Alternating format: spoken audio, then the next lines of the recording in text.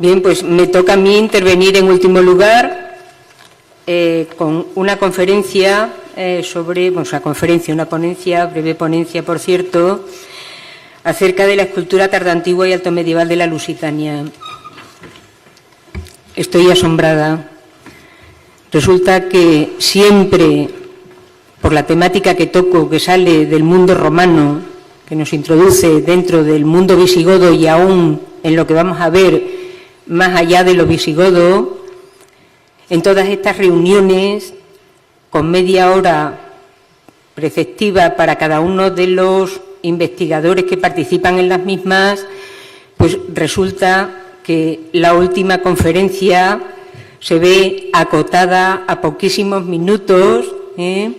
por lo cual, y tomando lección de lo que me ha ocurrido en otras reuniones de este tipo,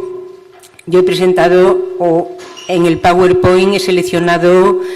algo bastante somero. Creo que será una ventaja para ustedes, no les voy a castigar, va a ser una visión casi a vuelo de pájaro sobre lo que es una pequeña perspectiva de lo que ha cambiado la investigación desde que yo comencé a investigar en esta materia a finales de los años 70. Mi tesis doctoral se presentó en 1982 y fue publicada en 1985, hasta lo que en la actualidad, y estamos viendo por parte de distintos investigadores, sobre todo los que han intervenido ya, desde Sergio Vidal, Miguel Alba, Isaac Sastre, en esta etapa tardoantigua, y yo voy a entrar en esos límites ya con la Edad Media, pues se ha ido descubriendo, porque la realidad es que cuando yo comencé a investigar en esto, y como voy a comentar a continuación, pues estaba prácticamente en solitario, con muy pocos investigadores que se dedicasen dentro del campo de la arqueología a esta materia de la época visigoda. A ver que me aclare yo aquí.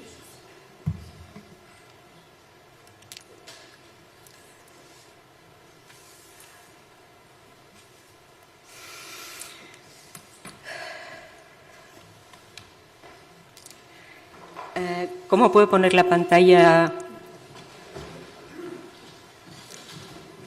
en totalidad para poder leer algo?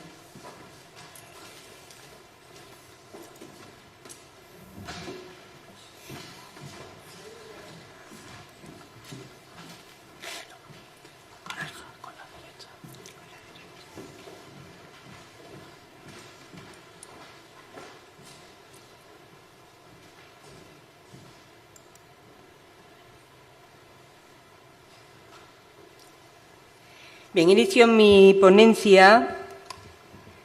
con esta visión de esta imagen, de esta reunión que hubo en 1985, que se celebró en Toulouse y que trató sobre galorromanos, visigodos y francos en Aquitania, Septimania e Hispania.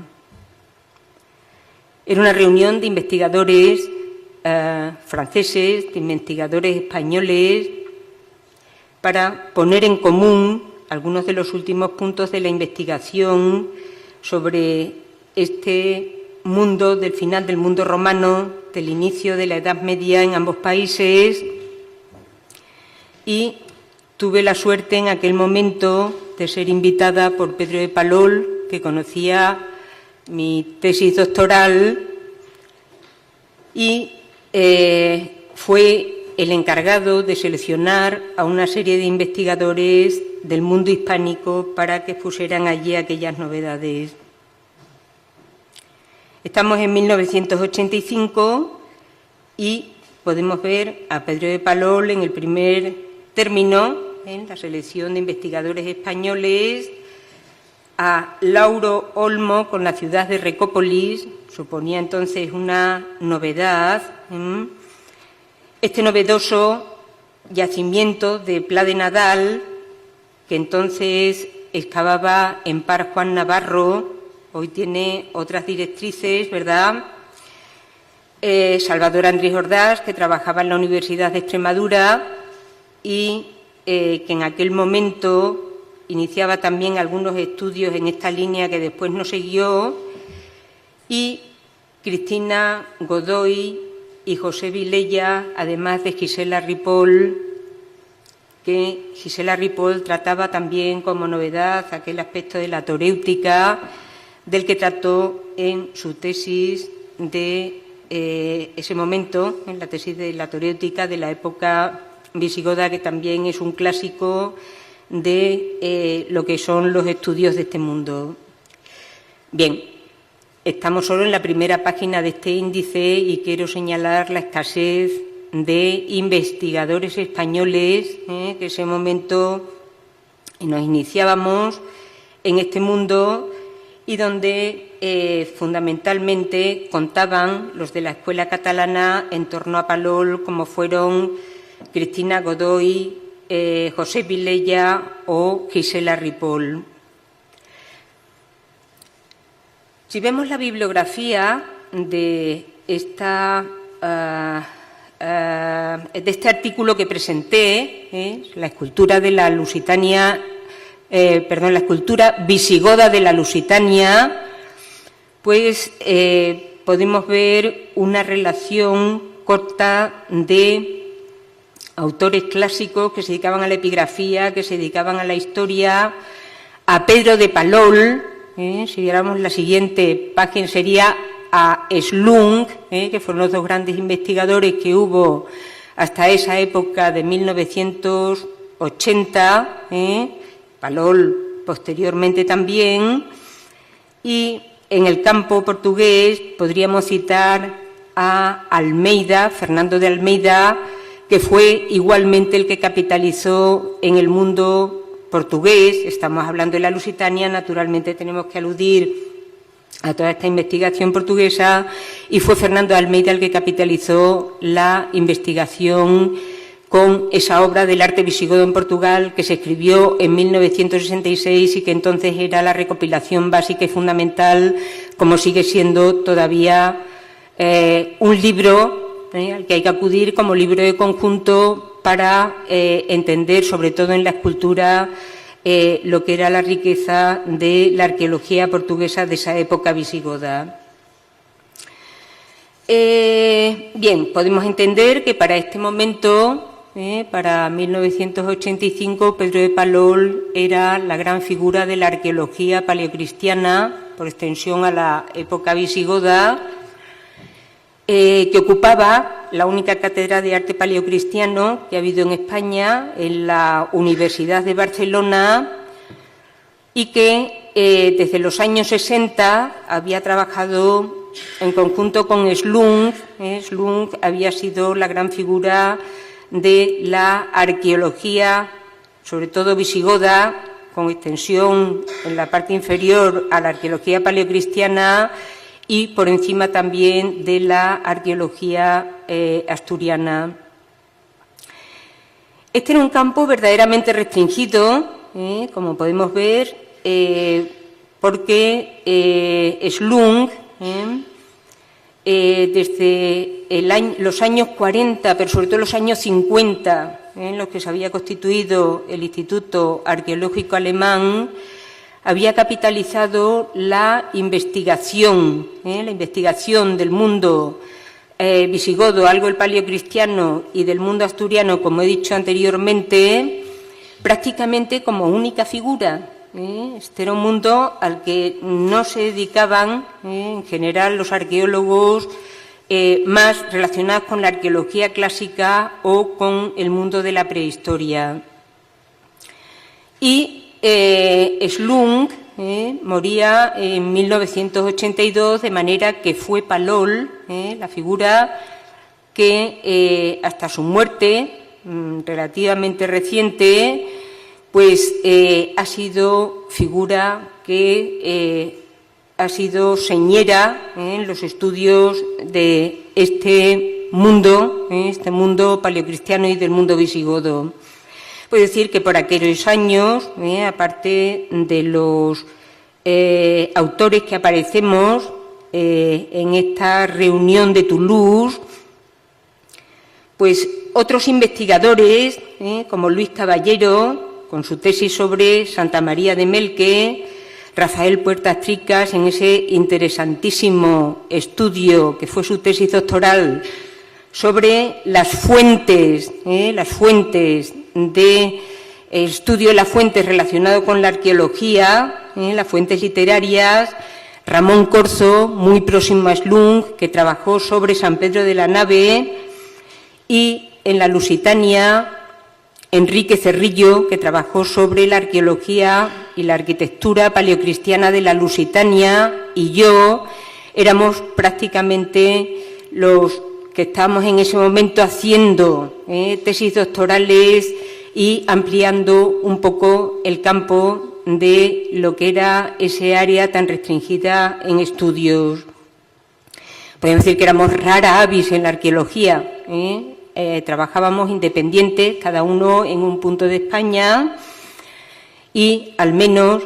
yo en Cáceres tenía el consuelo de tener a Enrique al lado, de poder conectar, a Enrique Cerrillo, y de poder tratar algo de aquel campo que resultaba bastante desconocido. Bien, ya que he hablado de Portugal, en esta cuarta reunión de arqueología cristiana hispánica, que se publicó en 1995, se celebró precisamente en Lisboa. Y con este motivo, la arqueología de Portugal, como aparece ahí en este índice, dio noticia de lo que fueron yacimientos, hallazgos fundamentales de esta etapa visigoda, y podemos ver aquí, por ejemplo, a Alarcao con San Cucufate. En otra página aparece, como no, Claudio Torres con ese importante yacimiento de Mértola, o Santiago Macías, con Seixao López, que presentaba resultados sobre la Basílica del Monte Cegoña, novedades sobre la Basílica de Torre de Palma. Se estaban haciendo en ese momento ya importantes excavaciones por parte de un equipo extranjero,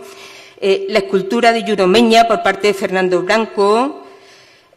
Justino Maciel, como no, aparece también en esta nómina. Y podemos ver en la Lusitania en conjunto, porque aquí aparecen también otros autores españoles como Luis Caballero y Pedro Mateos, con ese importante descubrimiento de la iglesia de Santa Eulalia y la excavación de Santa Eulalia, o Enrique Cerrillo, que hablaba también del conjunto de la arquitectura paleocristiana en el área de la Lusitania. Pues podemos ver esa manifestación de la riqueza de la Lusitania, donde ya 9 años después, se estaba dando relación de lo que era una importante fase cronológica y arqueológica que tiene, como vamos a ver después a través de la escultura, una riqueza particular en todo este área de la Lusitania. Ya se ha señalado aquí, por parte de otros investigadores, cómo en esos años 80 y particularmente en la segunda mitad de los 80, en ese ascenso que España tuvo en todos los niveles y que repercutió en la investigación, el Estado de autonomías tuvo un papel muy relevante en lo que fue toda esa preocupación por el patrimonio, y esto revirtió de manera notable en la comunidad de Extremadura. Pero es que al mismo tiempo, en ese ascenso, podemos ver en la propia ciudad de Mérida un florecimiento extraordinario, porque el Museo de Mérida, ese pequeñito museo de Santa Eulalia, se convirtió en Museo Nacional de Arte Romano. Al mismo tiempo, el Consejo Superior de Investigaciones Científicas creó un instituto de investigación, el Instituto de Arqueología de Mérida, que tuvo una interesante actividad en relación con la sede central del Consejo Superior de Investigaciones Científicas,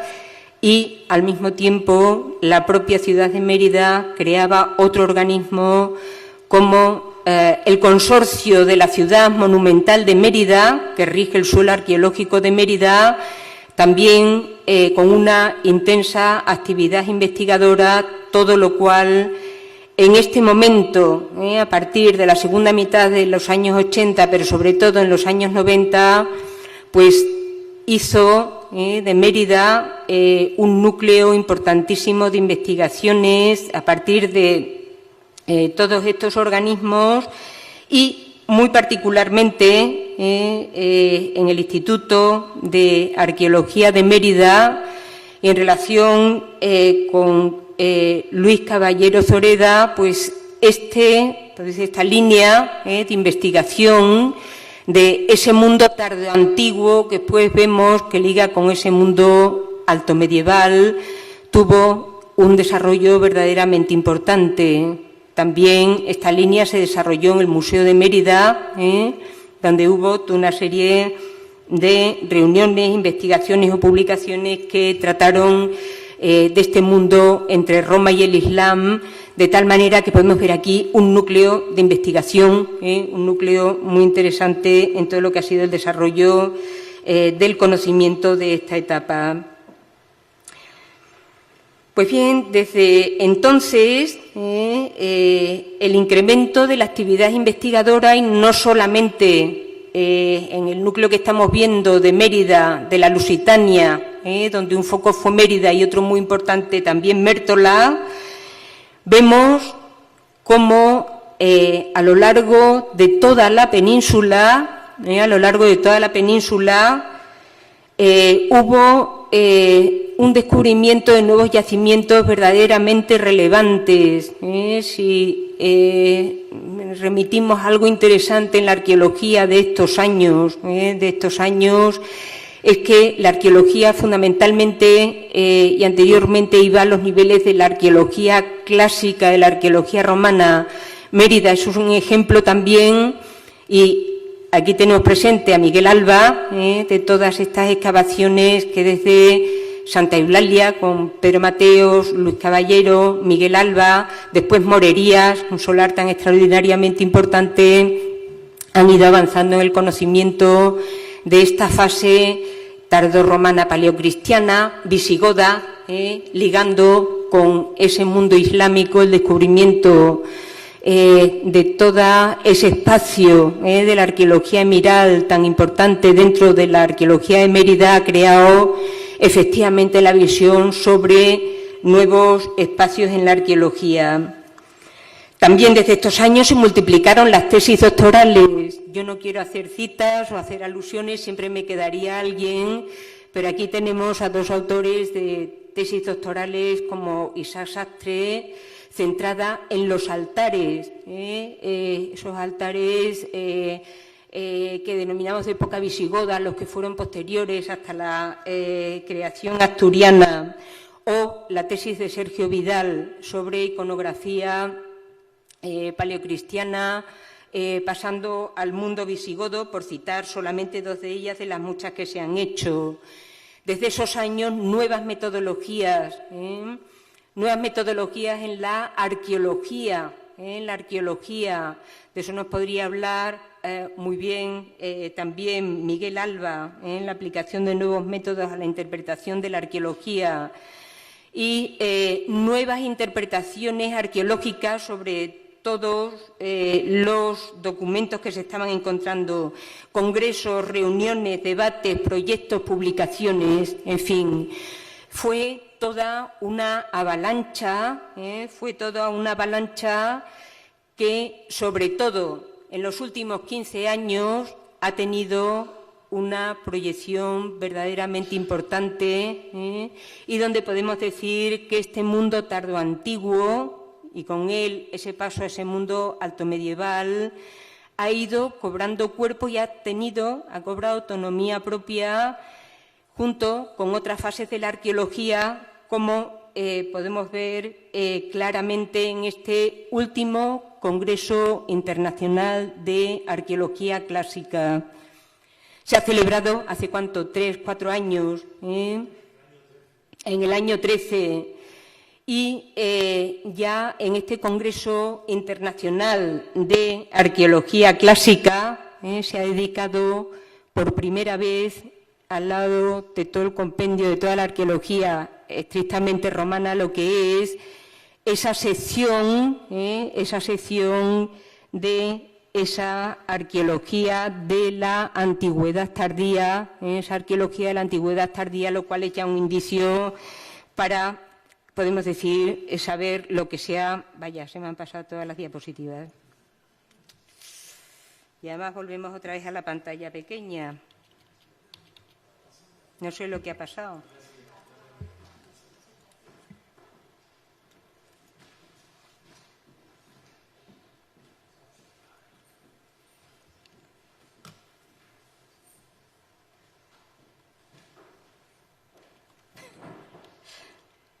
Ahí. Ya estamos.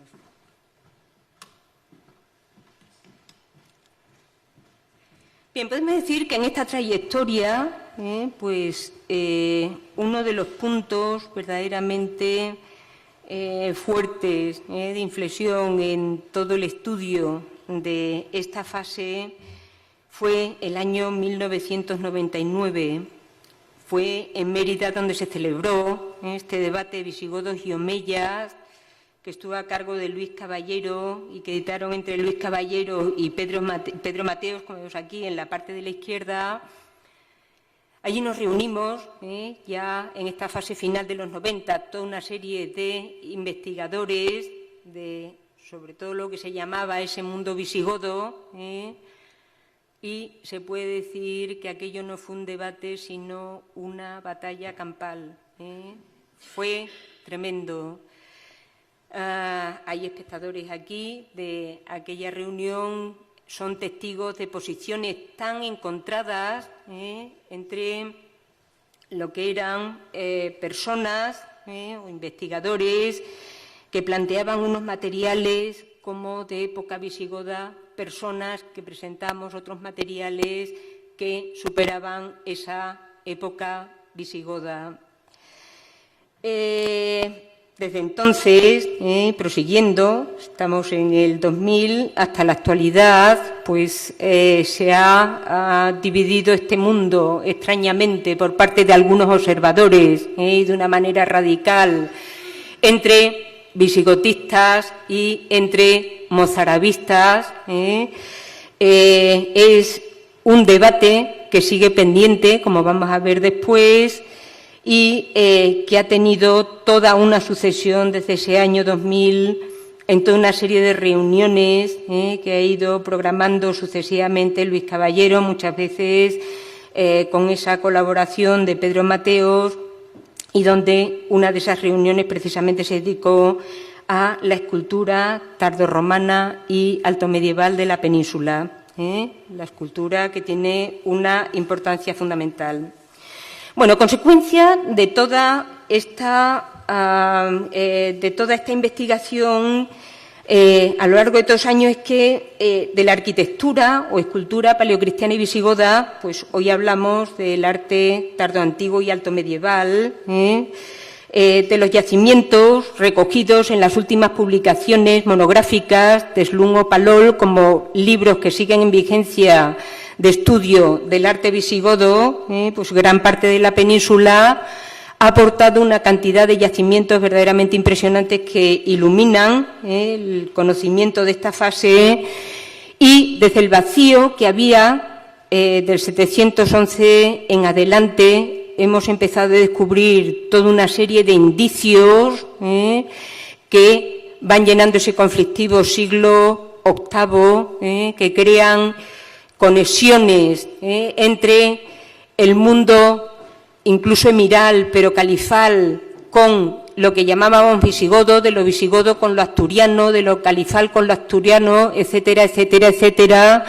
en un mundo que, en lugar de unidades inconesas, como eran los visigodos, al siglo IX los asturianos y en el siglo X los mozárabes, empezamos a ver una continuidad en todo ese mundo que denominamos ahora tardoantiguo y alto medieval.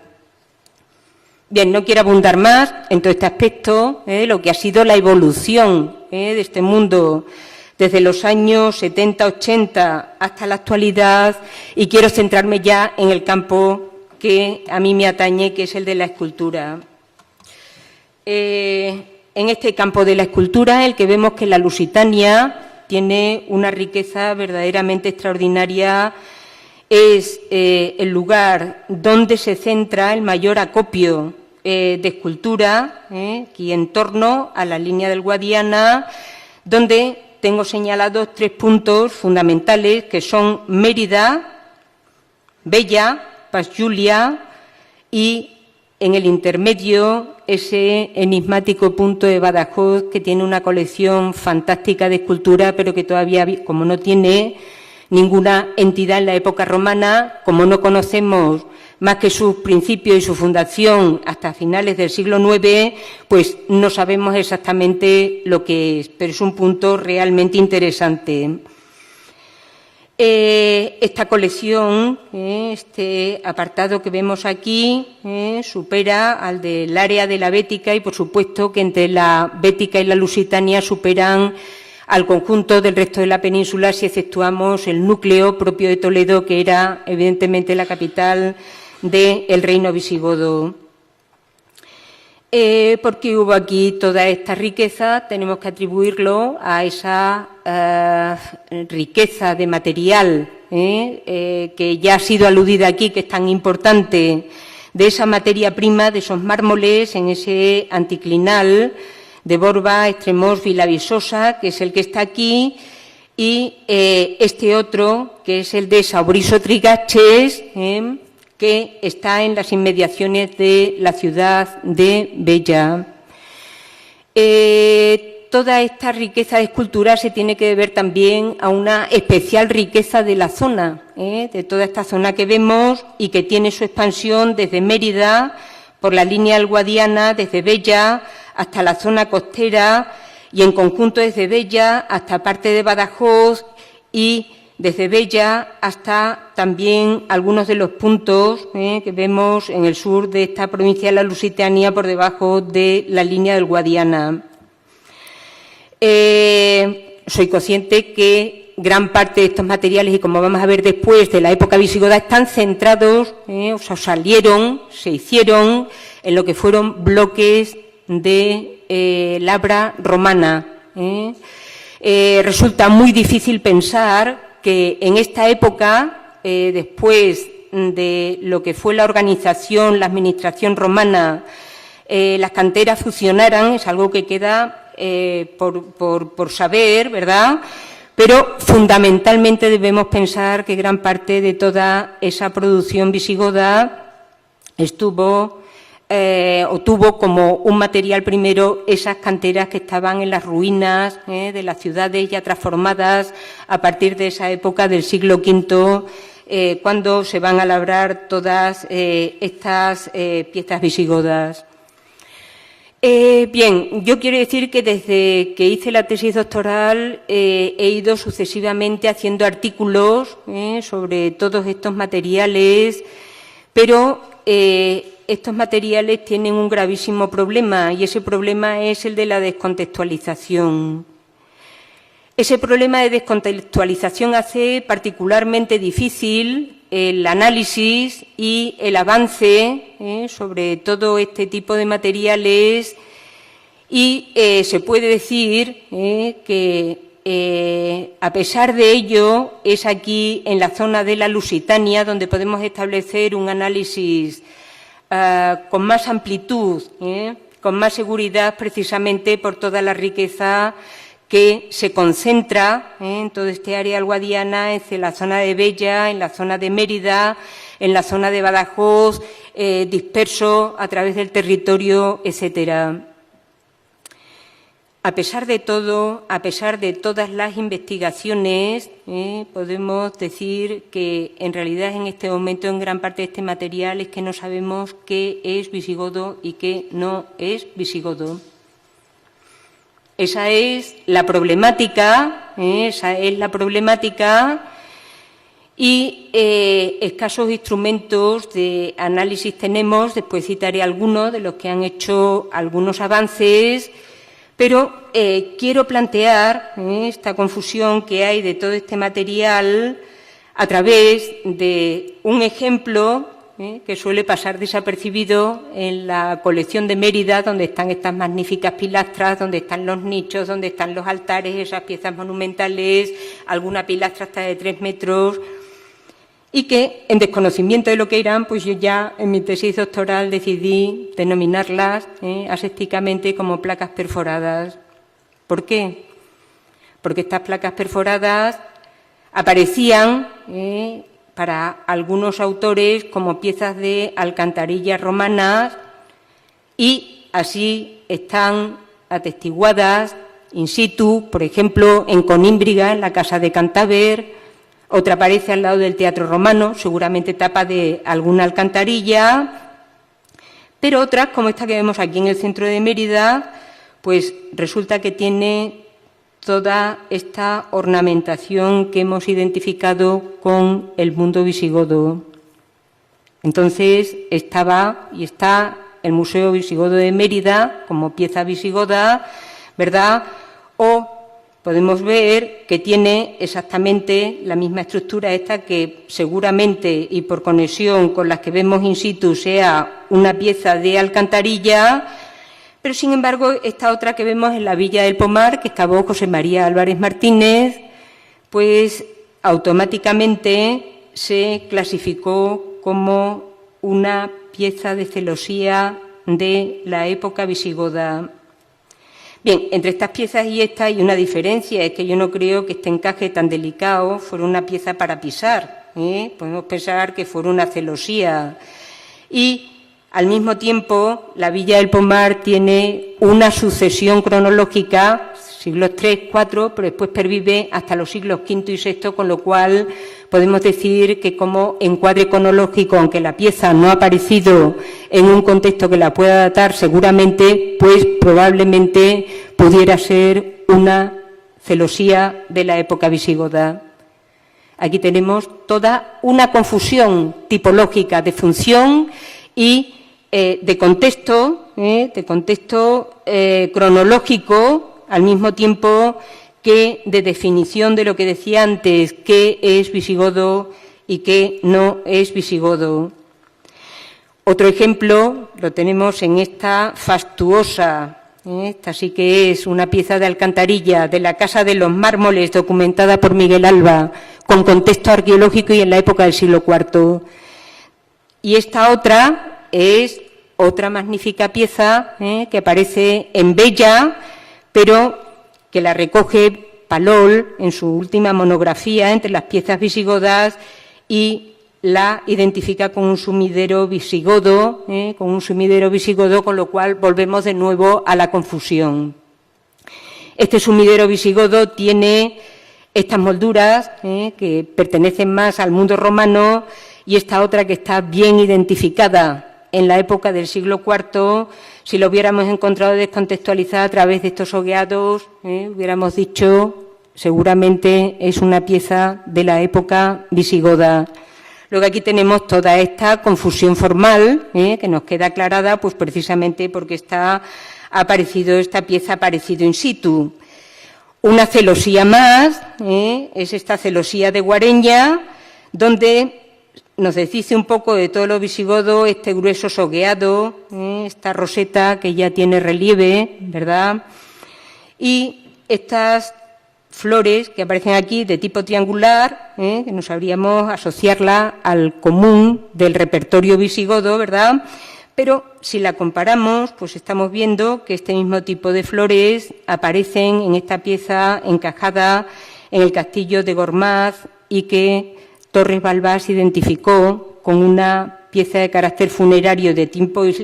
islámico Y esta otra que vemos aquí abajo es un mármol califal de Málaga, cuya roseta podemos identificar más o menos con relieve de la roseta que tenemos en la pieza de Guareña.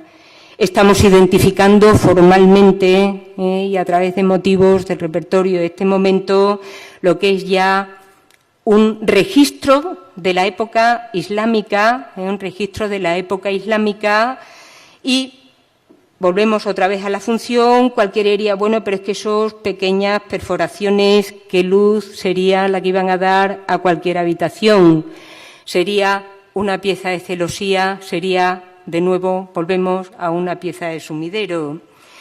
Yo creo que el final del enigma lo podríamos ver en estas celosías asturianas, donde de manera clarísima estos pequeños agujeritos conforman una celosía de una ventana, no hay duda, a través de esas formas de cenefa que tenemos ahí, o esta otra es San Miguel de Lillo, con esas perforaciones un poco mayores, pero que se trataba también de una ventana. Bueno, he traído a colación estas piezas para indicar esa riqueza de escultura que tiene la Lusitania, esa riqueza de escultura que tiene la Lusitania, que es la que nos está permitiendo avanzar en análisis particulares y también me interesa destacar lo que han sido algunos métodos que de alguna manera identifican o hacen avanzar en este estudio de la escultura. Jerónimo Sánchez ha llevado en Córdoba un estudio de toda esa serie de motivos que acompañan a inscripciones y que algunas de ellas tienen una fecha determinada, no hay duda. Si esos motivos están en esas inscripciones, esos motivos son de fecha X, salvo que la pieza estuviera reutilizada, lo cual no se ve claramente en estas inscripciones. La pena es que estos registros son mínimos, no tenemos más que unas cuantas inscripciones que tienen estas ornamentaciones y se puede aludir a otros aspectos que están también ayudando a, podemos decir, aclarar todo este problema que tenemos de la escultura visigoda, como es el estudio de los materiales. Tenemos aquí un caso estupendo, el que nos ha presentado Sergio Vidal. Es estupendo ver, ¿no?, cómo el mármol circula para un lado y para otro. Yo he hecho un análisis últimamente de los materiales de la escultura de Mérida. Que es un tipo que podemos encajar perfectamente en el siglo VI por comparación con otros modelos de época, de la misma época, del siglo VI, en la zona del Mediterráneo, está realizado en material de mármol blanco de Borba Estremoz. Estas piezas, que sin duda salen del mismo taller, pues esta es de Bella, con su propio material, su material de trigaches, que es bastante más vasto, con un grano muy gordo, que el mármol de Mérida, y esta pieza que vemos en Badajoz es exactamente igual de ese mármol de trigaches. Pocas piezas de este mármol encontramos en Mérida, pero esta que vemos aquí, precisamente, a través de estos ornamentos y de estas composiciones, nos están dando una comparación ya con otras creaciones del mundo paleoislámico en el mundo del oriente del Mediterráneo. Es decir, probablemente sobrepase la época visigoda. Entonces, esto es muy interesante, porque esta pieza, a través de ese estudio formal, nos está avanzando a una época más allá del mundo visigodo, y no entendemos por qué, estando la cantera de Trigaches mucho más lejos, como está la de Bella, vinieron estos materiales a Mérida, si al lado tenía la cantera de Estremoz, si es que funcionaba en ese momento grandes bloques de la época romana, ¿verdad? Entonces, este ejemplo nos habla como hipótesis de que en la decadencia de Mérida y ya en una época islámica, lo cual concordaría con estas decoraciones que vemos aquí, pues este análisis de material pudiera dar ese indicio de que lo que estaba funcionando era Bella, con su taller y con su propio mármol. No quiero incidir en nada más, planteado todo esto. Simplemente quiero decir que lo importantísimo para estudiar la escultura con toda la problemática que tiene es el registro exacto de toda la escultura, que es numerosísima en esa parte de la Lusitania, el hacer un corpus objetivo, un corpus razonado, completo y unitario, como ha sido propuesto, y que es un trabajo que queda por hacer, actualizar lo que ya hay hecho y que será lo que nos haga avanzar en este campo de la escultura. Gracias.